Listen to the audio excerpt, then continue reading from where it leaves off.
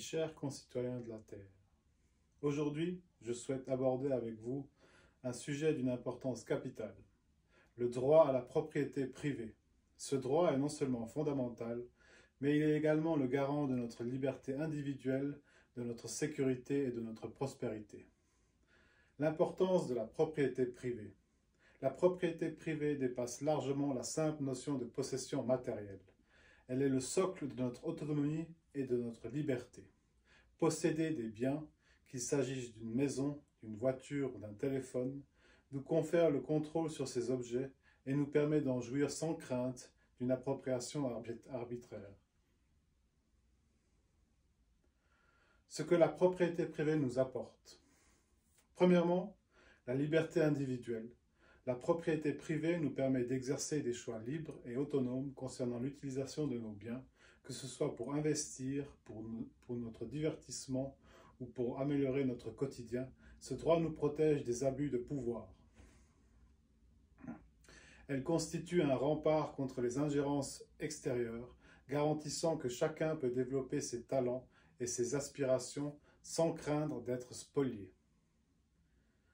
Deuxièmement, la sécurité économique. La possession de biens offre une sécurité économique indispensable. Elle permet de planifier l'avenir, d'épargner et d'investir dans des projets personnels ou professionnels.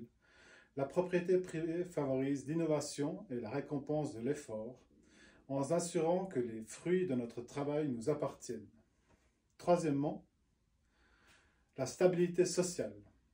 Des règles claires en matière de propriété privée réduisent les conflits liés à l'utilisation des ressources. Chacun connaît les limites de ce qui lui appartient et respecte la propriété d'autrui. Cela contribue à une société plus équitable, où chacun peut espérer réussir grâce à son travail et à son talent. Les limites de l'intervention de l'État.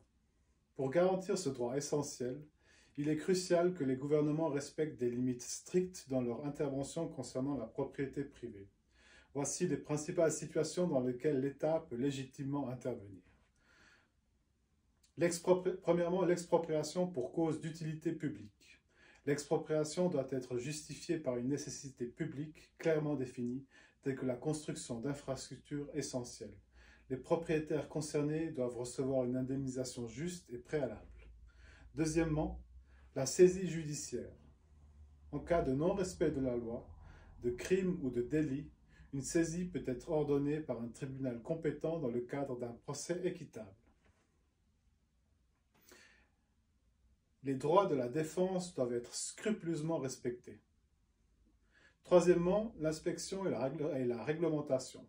Pour protéger la santé et la sécurité publique, des inspections peuvent être nécessaires, notamment pour vérifier le respect des normes sanitaires et environnementales. Quatrièmement, l'imposition fiscale. Les biens peuvent être soumis à des impôts à condition que ces prélèvements soient légaux, équitables et transparents. Cinquièmement, l'état d'urgence. En cas de catastrophe naturelle, de guerre ou de crise majeure, les gouvernements peuvent temporairement réquisitionner des biens privés pour répondre à l'urgence.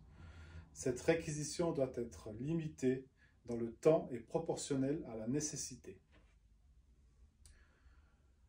En conclusion, la propriété privée est un droit sacré qui doit être scrupuleusement protégé contre toute ingérence arbitraire. Les gouvernements n'ont le droit de pénétrer, d'user et de jouir de la propriété privée que dans des circonstances clairement définies et encadrées par la loi, garantissant toujours une juste compensation et le respect des procédures légales.